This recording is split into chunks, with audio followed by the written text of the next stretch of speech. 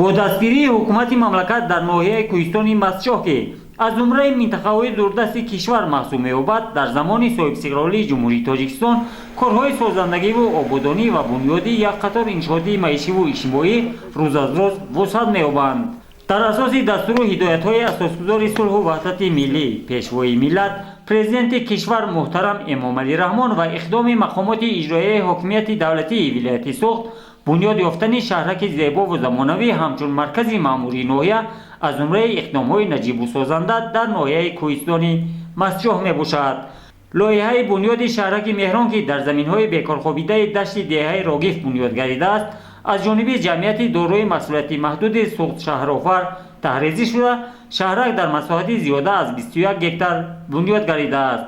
ساکنان از این آبادی‌های دیار فرهمندند و شکرانه استقلال کشور و سرور عاقل و آبادکارش را می‌نمایند. ناحیه کوهستان مستشاه خود زاده دوران صاحب استقلالی مملکت بوده، محض طفیل سیاست سازنده پیشوای ملت تأسیس داده شده است و با مقصد آباد و زیبا گرداندن ناحیه در اساس سیاست سازنده پیشوای ملت مرکز ناحیه از نو بنیاد گردیده. در مرکز ناحیه یک چند انشاءات‌های مهم از جمله بناهای معموری مقامات ها ساخته به استفاده داده شدند که این باعث گردید برای زیاد گردیدن جایهای کاری، تامین اهالی با جای کار و شرایط مساعد فراهم آوردن برای خدمت به مردم. در دایره آمادگی ها به استقبال جشن 30 سالگی استقلال دولتی جمهوری تاجیکستان در حدود ناحیه بنیاد 108 انشاءات تعیینات گوناگون، مؤسسه‌های تعلیمی، مرکزهای سلامتی، بنگاه‌های طبی، نقطه‌های خدمت‌رسانی و سودا، برقرارسازی و نفتسازی جویبار، خط آبی نوشاکی و پالیزی برای به گردش کشاورزی وارد نمودن زمین‌های بیکار خوابیده به نقشه گرفته شده تا امروز 79 عدد آن مورد بهره برداری قرار داده شده است. به واسطه با دستگیری حکومت جمهوری تاجیکستان یک چند انشاءات‌های گوناگون از جمله مؤسسه تعلیمی برای 450 خواننده در یک بس از حساب درکس انشاءات‌های حکومتی دستگاه اجرایی پرزیدنت جمهوری تاجیکستان در مرکز ناحیه در همین سال ساخته مورد استفاده بری قرار داده می شود. اینچنین از حساب وزارت معارف و علم جمهوری تاجیکستان در دهی دشت مکتب برای دارای 10 صنفخانه برای 240 خواننده ساخته مورد استفاده بری قرار داده می شود. تنها سال 2020 در دایره سالهای رشد دهات، سیاحی و هنرهای مردمی در ناحیه 24 انشاءات ساخته به استفاده داده شده است که در بهتر سطح خدمترسانی در دهات و تأسیس جایهای کاری نو زمینه می‌گذارد.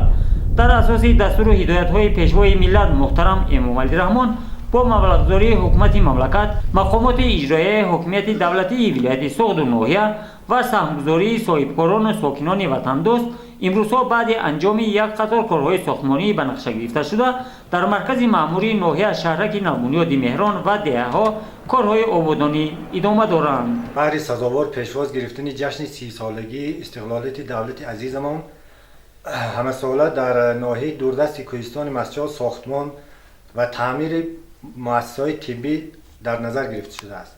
در این دوره در اهم دورترین دهه‌های ناحیه ما که زیاد از 120 کیلومتر جایگیر شده است بنگاه سلامتی لنگلیف مورد استفاده قرار داده شد که با دستگیری مالیوی الیانس گلوبالی واکسین ها و حکومت جمهوری تاجیکستان ساخته به استفاده داده شد. اینچنین تعمیر مرکز سلامتی دهات آبردان در این سال روان انجام یافت و مورد استفاده قرار گرفت. ساختمان مؤسسه تعلیمی نو در شهرک مهران برای 450 نفر در یک بس از جانب درکس ساختمانی انشاءاتی حکومتی دستگاه اجرایی پرزیدنت جمهوری تاجیکستان در عرصه انجامیابی قرار دارد. در دهه دشت آبردان باشد با مبلغ‌گذاری وزارت معارف و علم جمهوری تاجیکستان ساختمانی مکتب با 10 صنفخانه برای 240 نفر خواننده ادامه داشته. در دهه ولیعهد بنیاد مؤسسه تعلیمی برای 240 نفر خواننده از حساب بودجه محلی و در دهه پلدارک باشد. ساختمان مؤسسه نوی تعلیمی دوشانه از جانب اداره ساختمان اساسی مقامات اجرایی حاکمیت دولتی ولایت سوخت فراه مانده شده است. ساختمان مؤسسه نو بنابر نرسیدن جای نشست به محصلین و به طلبات جوابگو نبودن مؤسسه‌های فعالیت داشته ضرور شمرده می شود. مکتب کهنه باشد هزار خوانندگانی که تحصیل کرده ایستادند به طلبات زمانه جوابگو نه. صنف‌های تنگ صنف‌های خرد خوانندگان جای شیش نداره.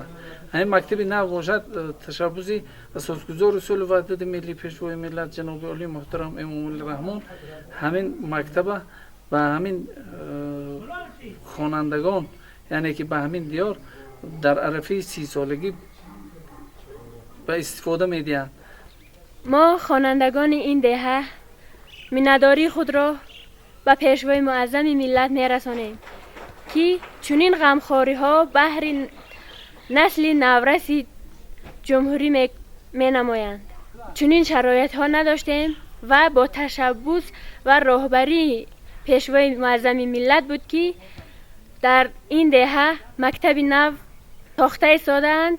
در جواب به این غمخواری های پیشوای ملت ما کوشش خود را میکنیم و کوشش میکنیم که مکتب میانه را با بهای خوب و اعلا ختم نموده و دانشگاه های عالی داخل شده در آینده برای پیشرفتی ملت سهم ارزنده خود را گذارد. برای فراهم آوردن شرایط مشق و تمرین و جلب جوانان به نمودهای گوناگون ورزش، برگزاری مسابقه‌های ورزشی در دهه تبوش میدانچه ورزشی ساخته شده است. در برابر دستگیری‌های دولتی، ساکنان دهه استوشان جماعت دهاتی لنگر از می‌گرفتند که در نزد مؤسسه تعلیمی 25 تالار ورزشی زمانوی را با تمام جهاز ضروری ساخته به استفاده دهند.